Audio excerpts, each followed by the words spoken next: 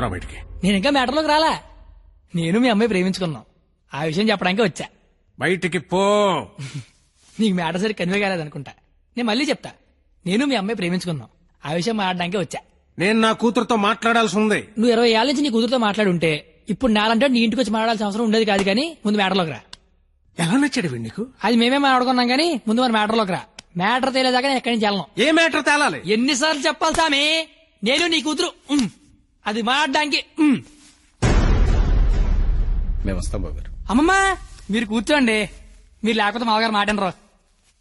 ఏరా క్వాలిటీ దాన్ని పెళ్లి చేసుకోవడానికి వచ్చావా? ఏ అతనికే ఇంజనీరింగ్ చదువుకున్నాడు, అమెరికాలో జాబు, ₹1,00,000 జీతం, క్వాలిటీ జీవితం. ఇది ఆడపిల్ల తండ్రి కోరుకునేది.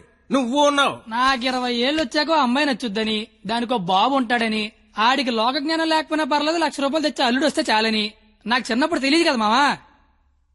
తెలుసుంటే చిన్నప్పుడు చదువుకునేవాడినేమో, మంచి ఉద్యోగం తెచ్చుకునేవాడినేమో. నాకు అప్పుడు తెలియదు కదా. ఇప్పుడేంటి అది మాట్లాడుకుందాం. అదిగో మాట్లాడలేదు మీరు. ఇంట్లో శుభకార్యం జరుగుతుంది, నిండా బంధువులు ఉన్నారు. ఆ ఇంటి యజమానికి ఒక గౌరవం ఉంటుంది. వాళ్ళ ముందు ఏం మాట్లాడాలి ఏం మాట్లాడకూడదో తెలియనోడితో మాట్లాడాల్సి వస్తుంది చూడు. అందుకే మాట్లాడలేకపోతున్నా. పాయింట్ నెంబర్ 1 ఇంట్లో జరిగే శుభకార్యం కాదు. పాయింట్ నెంబర్ 2 ఇంట్లో ఎవడుండే నాకేంటి.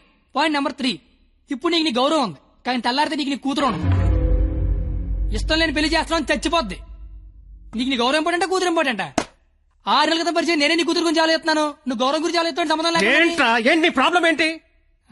ఇంట్లో అరకలు కోడి మాంసం తెచ్చాను, వెళ్ళేసరికి మా నాన్న ఉంచుతాడే తినేస్తాడని చిన్న టెన్షన్.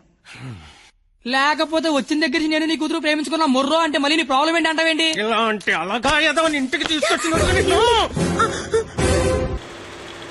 పాయింట్ నెంబర్ 1 నక్సల్ అయిపోతుంది. పాయింట్ నెంబర్ 2 ఎడ్యుకేషన్ సబ్స్క్రైబ్ చేయండి. పాయింట్ నెంబర్ 3 మా మామ మీరేనా అర్థం చెప్పండి ప్లీజ్. Thanks for watching.